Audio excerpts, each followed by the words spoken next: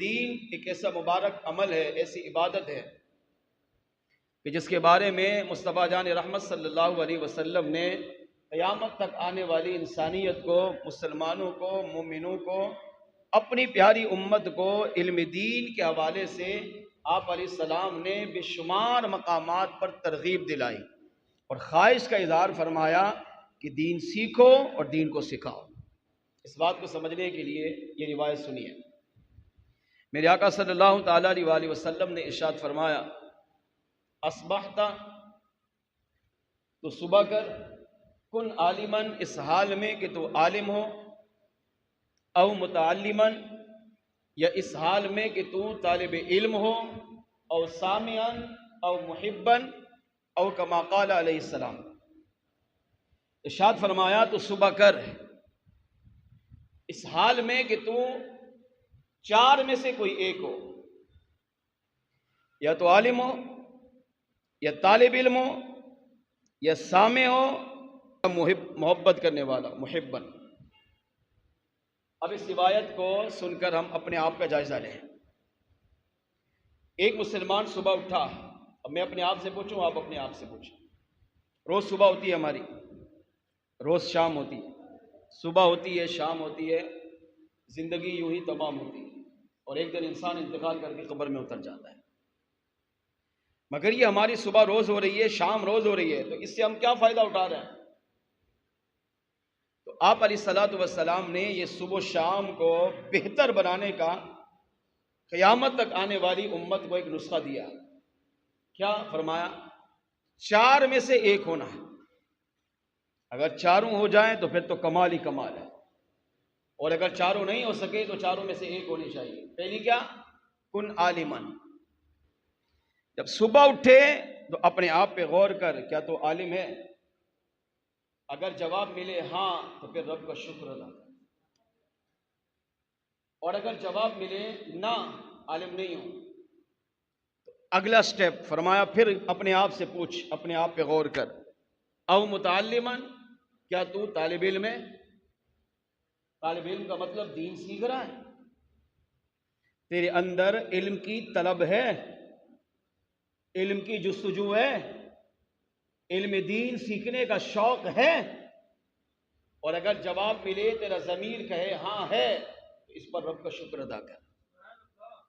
اور اگر جواب ملے کہ نہیں، عالم نہیں، طالب علم نہیں، تو فرمایا پھر اپنے آپ سے پوچھ، او سامعن، کیا علم دین سننے والا، علم دین سننے والے لوگوں میں تو شامل ہے یا نہیں؟ جہاں سنتا ہے کہ یہ دین کی محفل ہو رہی ہے تو وہاں علم دین کی محبت میں پہنچ کر دین کو سنتا ہے یا نہیں؟ یہ کشش، یہ انداز تمہاری زندگی میں شامل ہے یا نہیں؟ اپنے آپ سے پوچھ۔ اور اگر تیرا ضمیر جواب دے کہ ہاں ہے، جہاں بھی سنتا ہوں کہ دینی محفل ہو رہی ہے، وہاں سنی مستند علماء آ کر دین بیان کریں گے، ان کا مقصد دین اسلام کو بیان کرنا، حضور کی سیرت کو بیان کرنا، اللہ رسول کی شریعت تعلیمات کو بیان کرنا ہے، اور میں یہ سب سیکھنے کے لیے وہاں پہنچتا ہوں۔ تو فرمایا پھر اس پر رب کا شکر ادا کر۔ اور اگر یہ بھی تیرے اندر طاقت نہیں ہے کہ تو سننے والوں میں بھی شامل نہیں، تو ارشاد فرمایا او محبن، پھر چوتھا سوال اپنے آپ سے کر، کیا تو علم دین سے محبت کرتا ہے؟ عالم نہیں، طالب علم نہیں، سننے والا نہیں، اب چوتھی چیز ہے کیا؟ محبت کرتا ہے؟ پہنچ نہیں پایا، مثال کے طور پر ایسی جگہ رہتا ہے کہ جہاں علم دین کا پہنچانا مشکل ہے، یا زندگی نادانی میں گزار دی، اب بڑھاپا آ گیا، اب عالم نہیں بن سکا تو طالب علم بن، وہ بھی نہیں بن سکا تو سننے والوں میں شامل ہو، مگر دور اتنا رہتا ہے کہ وہاں بھی نہیں پہنچ پاتا، تو چوتھا نمبر فرمایا محبن، پھر تو عالم نہیں، طالب علم نہیں، سننے والا نہیں، تو کم سے کم درجہ یہ کہ ان سے محبت کر، علماء ان سے محبت کر، طلباء ان سے محبت کر، ان کی محفلوں میں جہاں سن، نہیں سن سکتا تو جہاں بھی رہتا ہو ساری زندگی ان سے محبت کر.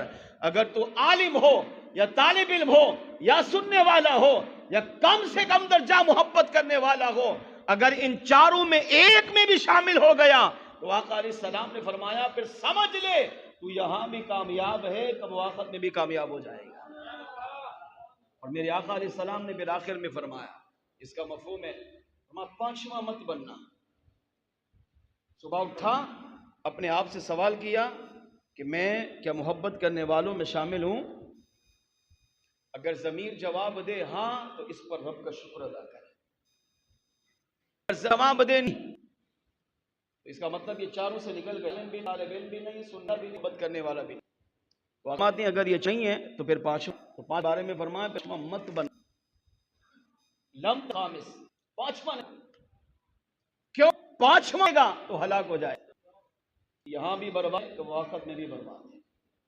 اس سے زیادہ کریں، میرے آقا صلی اللہ علیہ وسلم نے علم کو کتنا پسند کیا کہ اول درجہ یہ ہر ایک مسلمان کی ذمہ داری ہے. ہم کہتے ہیں نہیں دین کے ٹھیکیدار تو مولوی ہے، کام ہے دین سکھانا. نہیں، ایسا نہیں ہے. دین سیکھنے کی ذمہ داری ہر مسلمان کی ہے. تبھی تو آقا نے فرمایا اٹھ اپنے آپ سے پوچھ عالم ہے، نہیں تو پوچھ طالب علم ہے. یہ بھی نہیں ہے تو اپنے آپ سے پوچھ سننے والوں میں ہے. یہ بھی نہیں ہے تو اپنے آپ سے پوچھ کم از کم محبت تو کرتا ہے.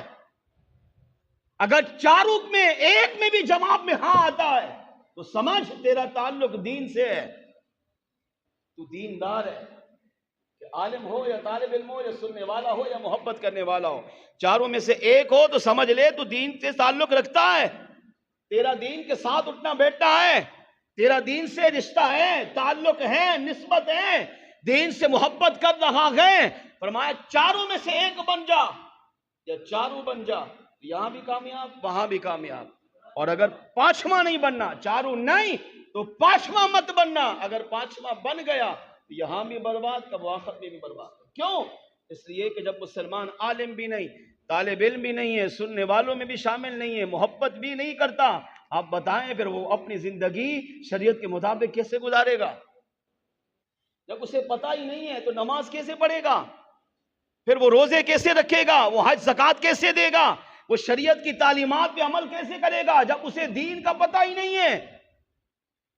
خالی کلمہ پڑھ لیا وہ سمجھ رہا ہے کہ میں کامیاب ہو گیا. خالی کلمے پڑھنے سے جنت نہیں ملے گی. کلمے کے ساتھ ساتھ دین اسلام پر عمل کرنا، دین اسلام کی پاسداری کرنا، شریعت کی پاسداری کرنا یہ بھی ضروری ہے. جب مسلمان اس پر عمل کرے گا تو پھر میرے آقا علیہ السلام فرماتے ہیں وہ یہاں کامیاب کب آخرت میں کامیاب. اچھا، آج سے پہلے کے دور میں اگر ہم پیچھے جائیں تو دین سیکھنا مشکل تھا، مگر آج کے دور میں دین سیکھنا آسان ہے. یعنی اس حدیث کی چاروں باتوں پر عالم بنو، طالب علم بنو یا سننے والے بنو یا محبت کرنے والے بنو، ان چاروں باتوں پر آج اس 15ویں صدی میں عمل کرنا انتہائی آسان ہے. اگر مسلمان تھوڑی سی کوشش کرے تو خود عالم بن سکتا ہے. خود نہیں بن سکا اپنی اولاد کو بنا سکتا ہے. اولاد اگر بالفرض نہیں بنا سکا یا اولاد اسے ملی نہیں تو کم از کم سن سکتا ہے، دینی محافل میں جا کر دین کو سن سکتا ہے. اور یہ بھی نہیں کر سکا تو کم از کم دین سے علماء طلباء سے محبت کر سکتا ہے، ان کی خدمت کر سکتا ہے. اگر چاروں میں سے ایک بن گیا تب بھی کامیاب ہے. اور اگر چاروں اس کے پاس مل جائیں کہ عالم بھی ہو، طالب علم بھی ہو، سننے والا بھی ہو، محبت کرنے والا بھی ہو، تو میرا کریم رب اس کی دنیا کو بھی آباد فرما دیتا ہے، اس کی قبر و آخرت کو بھی آباد فرما دے گا.